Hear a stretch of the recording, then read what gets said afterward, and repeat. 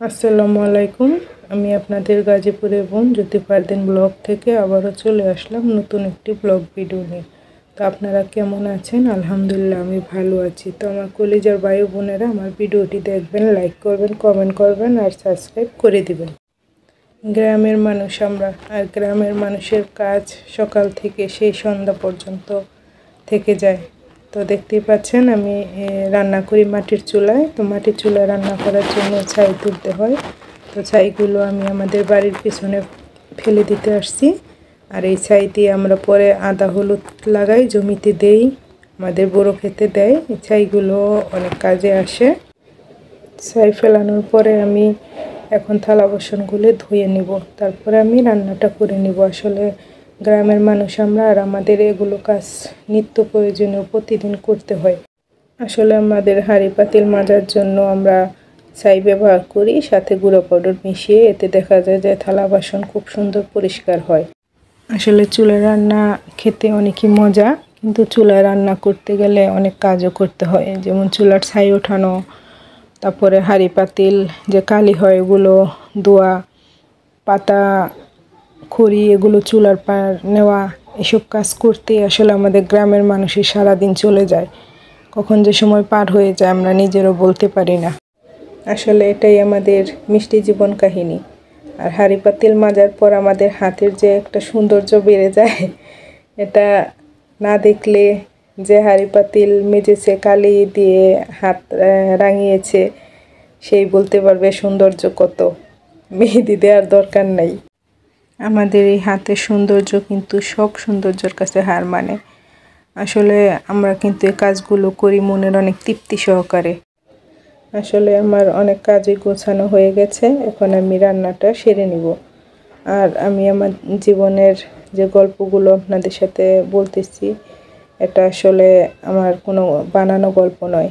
এটা আমাদের গ্রামের মানুষের নিত্যদিনের কাজ, নিত্যদিনের রান্নাবান্না, নিত্যদিনের হাঁড়ি পাতিল মাজা। তো দেখতেই পাচ্ছেন এখন আমি তরকারিটা রান্না করতেছি। আজকে আমি রান্না করব আমাদের জমিতে যে আমরা লাল শাক পেয়েছি, ওই লাল শাক তুলে এনেছি। আজকে ওই লাল শাক দিয়ে আমি মাছের ঝোল রান্না করব।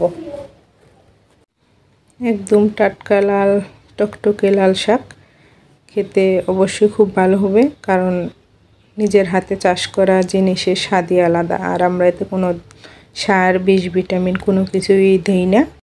একদম জমির টাটকা জৈব সার আমরা শুধু দিয়েই শাকটা চাষ করি। তো দেখেন কত শাক কতটুকু হয়ে গেছে।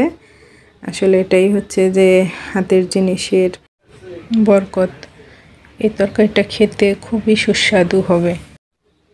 আসলে আমি গাজীপুরের যে জায়গাটায় আছি ওই জায়গায় কিন্তু প্রচুর মাটির ঘর। আমার শ্বশুর বাড়িতে একটা মাটির ঘর আছে। আসলে মাটির ঘর মানেই শান্তি। মাটির ঘরে শীতের দিন গরম, আর গরমকালে ঠান্ডা অনুভব হয়। আসলে এটাই হচ্ছে আমাদের এসি ঘর, যে ঘরের শান্তি হয়তো দালান কোঠাতেও নেই।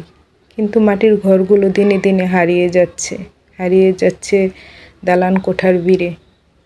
কিন্তু একসময় এই মাটির ঘরগুলো মানুষের সব কিছুই বহন করত। মাটির ঘর যত বড় হতো, মানুষ ততই তাকে মূল্যায়ন করত, ভাবত যে সে হয়তো অনেক উচ্চ মর্যাদা সম্পন্ন লোক। অথচ এখন দেখেন কালের বিবর্তনে সেই ঘরই হারিয়ে যাচ্ছে। এই ঘরগুলো কিন্তু খুবই সুন্দর করে তৈরি করা। এগুলো বাইরে দিয়ে সিমেন্ট দিয়ে লেপে দিয়েছে যেন নষ্ট না হয়। আর উপরে দেখতেই তো পাচ্ছেন কারুকার্য করে এতে রং দিয়েছে। আর ঘরগুলো দেখতে খুবই ভালো লাগে। আসলে মাটির ঘরগুলো কিন্তু দোতলাও হয়। আর এই ঘরের যে সৌন্দর্য, লেপে পুছে রাখলে সবসময় এর সৌন্দর্য চিকচিক করে।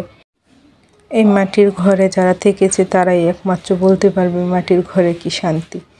আসলে আমাদের এই মাটির ঘরের চারিপাশে প্রচুর লটকা গাছ, লেচু বাগান ভরপুর। এই জন্য জানি চারিপাশে নষ্ট না হয়, এই জন্য আমার শ্বশুর সিমেন্ট দিয়ে লেপে দিয়েছে।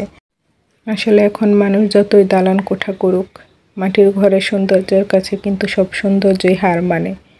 আর এই ঘরের ভিতরে যেরকম একটা শান্তি অনুভব হয় তা কিন্তু আর কোথাও পাওয়া যায় না। দেখতেই পাচ্ছেন মাটির ঘরের ভিতরে সুন্দর করে ডিস্টেম্পার করে রং করে দিয়েছে। আগের দিনে মানুষ ঘরের সৌন্দর্যের জন্য চাঁদোয়া ব্যবহার করতো, তো আমার শ্বশুরের ঘরেও একটা আছে। তো অনেক গল্পই হলো, আজকে এ পর্যন্তই। আপনারা ভালো থাকবেন, আল্লাহ হাফেজ।